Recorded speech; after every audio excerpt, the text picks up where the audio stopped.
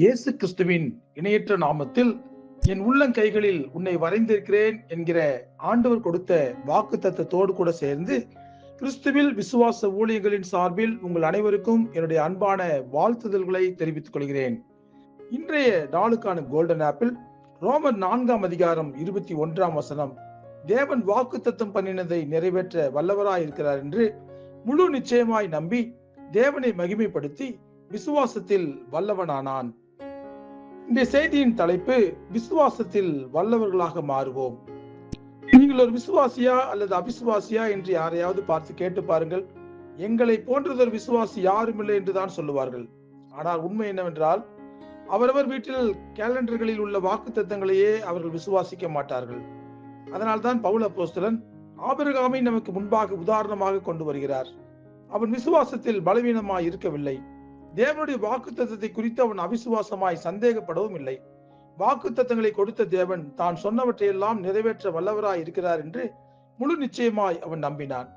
வாக்குத்தத்தங்கள் நிறைவேறின போது சர்வ வல்லமையுள்ள தேவனை மகிமைப்படுத்தினான். அதனால்தான் விசுவாசத்திலே வல்லவனாக மாறினான். நாம் உண்மையான விசுவாசிகளாக வாழ வேண்டுமானால் ஆபிரகாம் காட்டிய அதே வழிகளைத்தான் நாமும் கடைபிடிக்க வேண்டும்.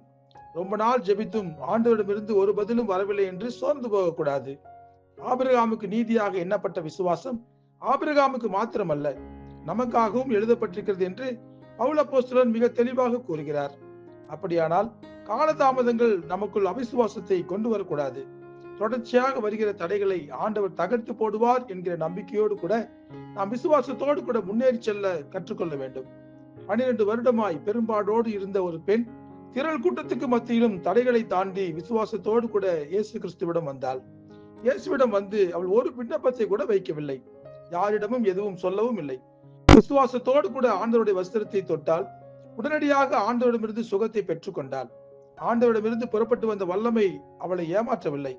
இந்த பலவிதமான குடும்ப பிரச்சனைகளினாலும் பலவிதமான வியாதிகளினாலும் கடன் பாரங்களினாலும் சோர்ந்து போய் இருக்கிற மனிதர்களாக நாம் இருந்தால் விசுவாசத்தோடு கூட ஆண்டவரை நோக்கி முன்னேறி செல்லுவோம். கண்டிப்பாக நம்முடைய விசுவாசத்தை ஆண்டவர் கனப்படுத்துவார்.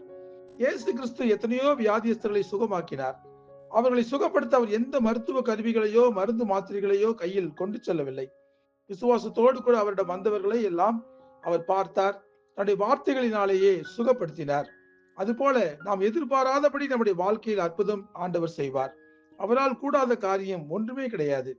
இந்த வருடம் நம்முடைய கையில் கிடைத்திருக்கிற ஒவ்வொரு ஆண்டவருடைய வார்த்தைகளையும் வாக்குத்தத்தங்களையும் முழு மனதோடு கூட விசுவாசியுங்கள். நம் இடத்தில் உள்ள விசுவாசம் நம்மை வல்லமை உள்ளவர்களாக மாற்றும். நாம் எதிர்பார்த்திருக்கிற முடிவுகளை சமாதானத்துக்கு ஏற்ற முடிவுகளாக ஆண்டவர் மாற்றி காட்டுவார். ஜெபிப்போமா? அன்புள்ள ஆண்டவரே, பல வாக்குத்தத்தங்களை ஒவ்வொரு நாளும் நாங்கள் பெற்றுக் கொண்டிருக்கிறோம். ஆனால் பரிசுத்த வேதாகமம் முழுக்க எங்களுக்கு பல வாக்குத்தத்தங்களை நீங்கள் ஏற்கனவே கொடுத்து வைத்திருக்கிறீங்கப்பா. ஆனா புது வருஷத்திலே புது வாக்குத்தத்தங்களோடு கூட நாங்கள் நுழையும் போது அந்த வாக்குத்தத்தங்கள் எங்களை ஆவிக்குரிய விதத்திலே பலப்படுத்த வேண்டுமாய் நாங்கள் ஜெபிக்கிறோம். ஆமாண்டவரே, ஆபிரகாமை போல நீர் எங்களுக்கு என்னென்ன வாக்குத்தத்தங்கள் கொடுத்திருக்கிறீரோ அவை எல்லாவற்றையும் நிறைவேற்ற நீர் வல்லவராய் இருக்கிறீர் என்று முழு நிச்சயமாய் நம்பி மகிமைப்படுத்தி விசுவாசத்திலே நாங்கள் வல்லவர்களாக மாற எங்களுக்கு உதவி செய்யுங்கப்பா. விசுவாசம் சாதாரண விசுவாசமாக இல்லாமல் வல்லமையுள்ள விசுவாசமாக எங்கள் உள்ளத்தில் ஆழமாக பதிய எங்களுக்கு பலன் கொடுங்கப்பா.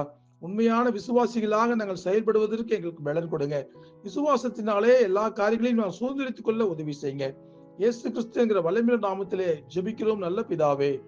ஆமேன், ஆமேன்.